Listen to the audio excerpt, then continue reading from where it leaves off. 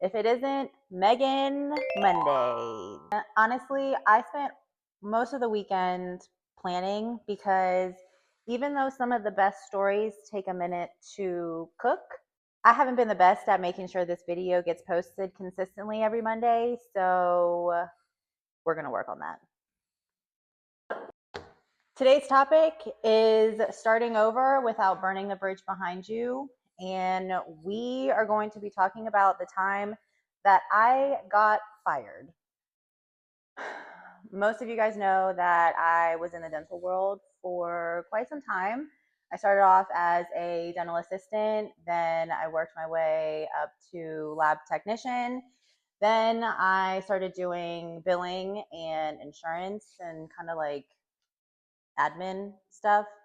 And then I opened up a dental office with a local dentist in our community. And honestly, there's no bad blood. She's brilliant in what she does. I truly loved that office, you guys. It was like my baby. I did everything. I was leaning on the business side so hard, and at times it would look like I was trying to take the wheel. It wasn't malice, it was just me having that big business energy, and I was in a space where that wasn't mine to lead. Getting let go was the universe's way of saying, Megan, go build your own house because you're outgrowing this one. No hard feelings, just different paths. I'm going to be real with you guys. I spent a lot of time faking it till I made it. I have a lot of clothes, a lot of purses. Purses are my thing. I don't know. I just love to look good and feel good. But a lot of my purses, yes, they may look like they're designer, but this is just a reminder to not judge a book by its cover because that book could be coming from a market in Thailand. And that's where I buy a lot of my handbags. So even though it may look like I spend a lot of money on my things, no, girl, not always the case. Not that I'm trying to lie to people or deceive people. It's a reminder that one day, this Goyard bag could be real. Or one day, this Toyota Camry could be a Range Rover. So it's more for myself. Back to getting fired. I got fired and I had about a month of time where I just kind of felt so sorry for myself that it kind of just disabled me from doing anything at all. I tried to put on this just like facade that I'm good and everything is just peachy.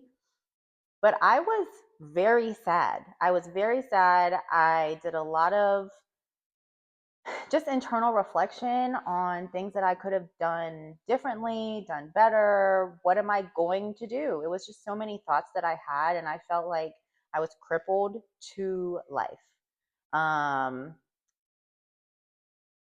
had a lot of heart to hearts with my mom at that time, and she was the one to convince me to get into real estate. She actually registered me for my real estate class that took me about a month and a half to get through, when usually you only do like a morning class or a night class. I guess some schools, real estate schools, they're all different, but the school that I was in, they had a morning session and a night session. You could choose to do either, but I chose to do both and get the class done with. So fast forward to a month later, taking my test, and I took it a few times and then I passed. Anybody with me on being not a good test taker because it was rough? If it didn't take Deepware 3 months to release my license, I would have been up and running before May. But finally, when my license got released in May, I jumped in head first. So my license came active. I think it was like the end of May, middle of May, or the end of May. June, I picked up my first client. July, I submitted my first offer. In August, we had our first closing. And I averaged about one sale a month through the end of last year. And it didn't happen because I'm a genius or I have great connections. It happened because I didn't have a plan B. It honestly was real estate or bust. I started posting a lot on social media and I shared a lot, but what I didn't share was the nights that I stayed up late overthinking and sometimes crying because I didn't know what was going to happen. I thought to myself, I'm like, girl, did you make a mistake? What what did you do? Where are we? What are we doing? I sometimes faked it till I made it so hard that I felt like a fraud. I got to a point where I was unsure about everything I was doing. That was the internal. But when I stood in front of people, I didn't show them the tears. I showed them the woman who was willing to fight for their money like it was my own. People don't just buy houses from you, they buy confidence. And I had to learn to project that confidence even when I was shaking inside.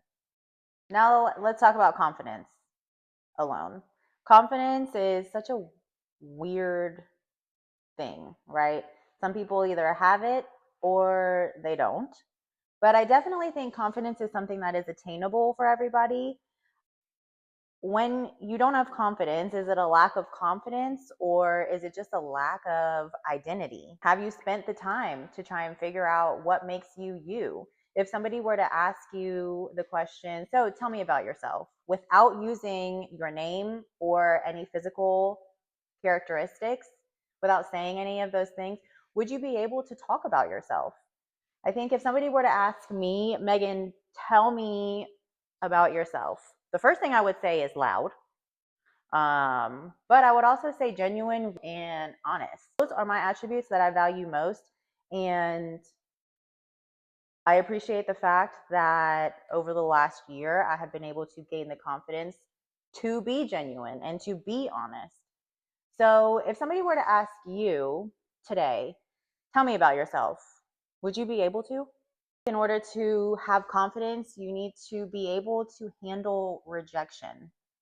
I actually love rejection. I love failing. I think failing is when you learn. Failing is when the teaching moments of life happen.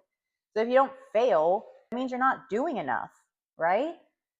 At least that's my opinion. People tell me all the time, Megan, I can't believe you said that to that person, whatever, whoever it is. I just say what's on my mind. But the least I can do is show them my genuine self. If they don't like it, they don't like it. Not everybody is for everybody. My old coworker, Cassandra, she told me that years and years ago, and it stuck with me because it's true. Not everybody is going to love you. People are going to hate you. They're literally going to waste their energy hating you. But I don't think that people talking about me or people spending their time hating me is hate, right? I think when people talk about others to other people, that just means one thing. That means that people don't listen to them when they talk about themselves. That's an important thing to remember. If you ever come across a time where somebody is speaking about you behind your back, they just want to hear themselves talk. People love to hear themselves talk. And if people aren't listening to them talk about themselves, they're going to go to the next thing. Oh my God, did you hear about Megan? She's posting videos online.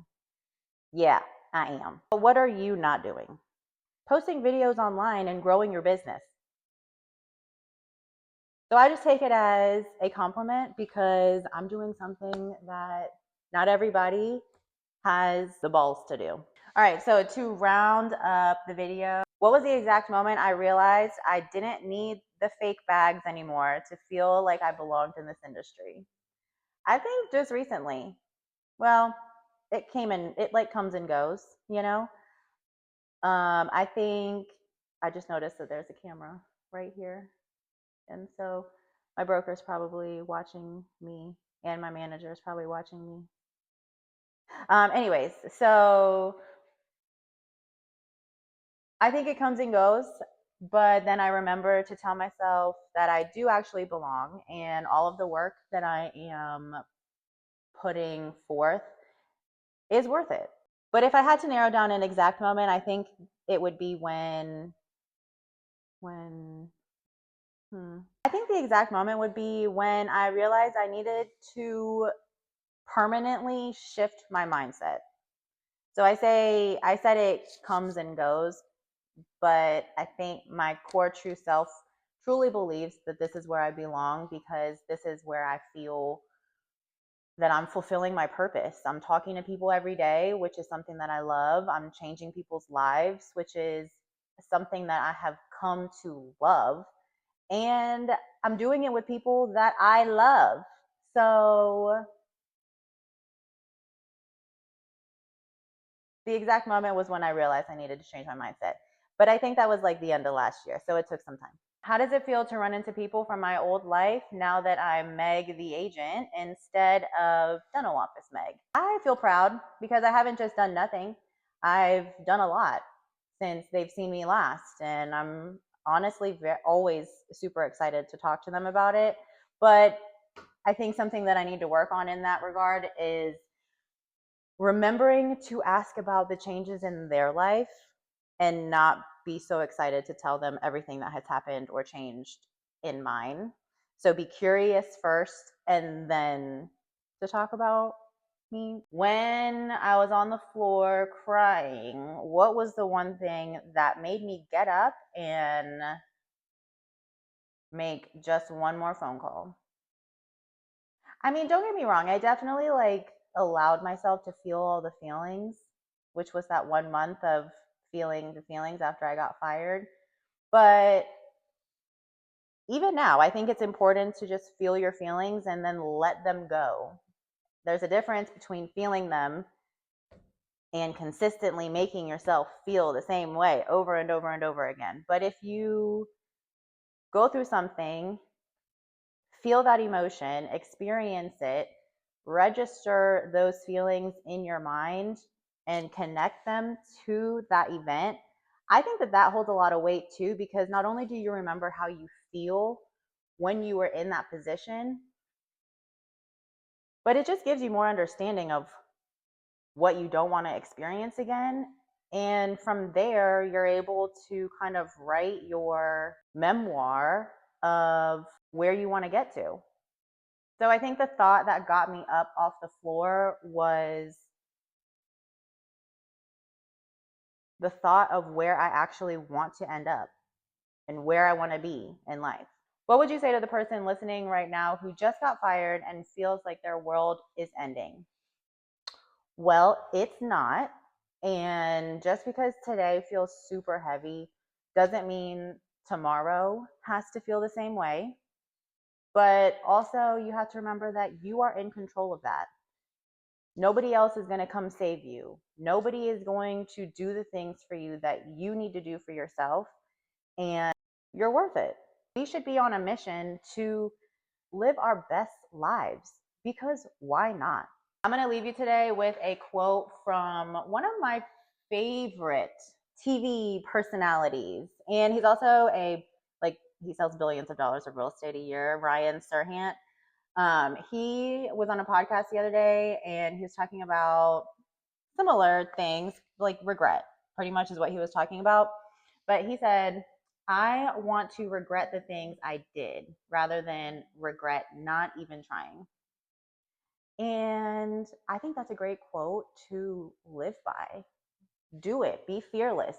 Put yourself in rooms where you feel small because you want to grow. We should all be on a mission to just be our best selves, because why not? Okay, this was episode 5 of Megan Mondays, and I will see you guys